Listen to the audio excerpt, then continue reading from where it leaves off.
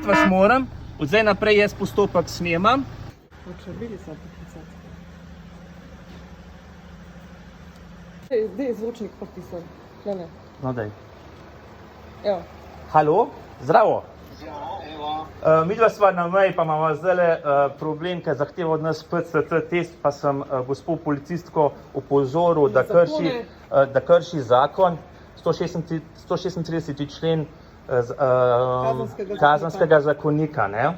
In zdaj naj jo hoče dati v karanteno. In zdaj tudi...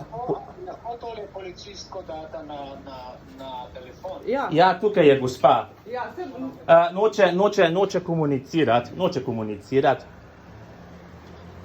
Potem pa si zapiši, ali imaš možnost, imaš kakšen svinčnik? Imam svinčnik, ja.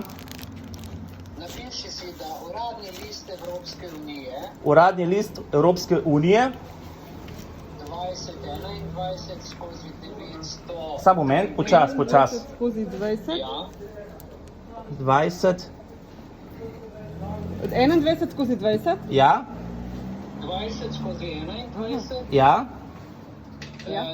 skozi 953, to se pravi 2021 / 953. ja, V šesti točki, v šesti alineji 3. člena ja. ne sme postavljati pogoja PCT za prehod meje oziroma za gibanje. Dobro, se ona to posluša, ker pač noče se V komunicirati. redu. V primeru, da vaje ne pusti čez, vzamite osebne podatke od policistke in je bomo kazensko preganjali. Ja, tako je. Definitivno, ja. To je to.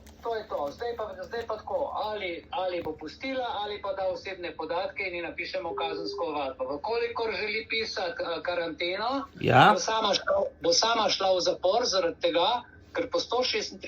členu nima vaju kaj preiskovati, živimo v Schengenu in v prostem prehodu. To je evropska zakonodaja. Vse lepo zdaj posluša tole gospa. Pa tudi to snimam. Pravilno. Ja, ja. Ja, ker nam se malo nauči reda. Jaz tudi- Navodila namreč niso zakon, ki jih dobiva. Hvala lepa, gospod Belc, bi še kaj dodal?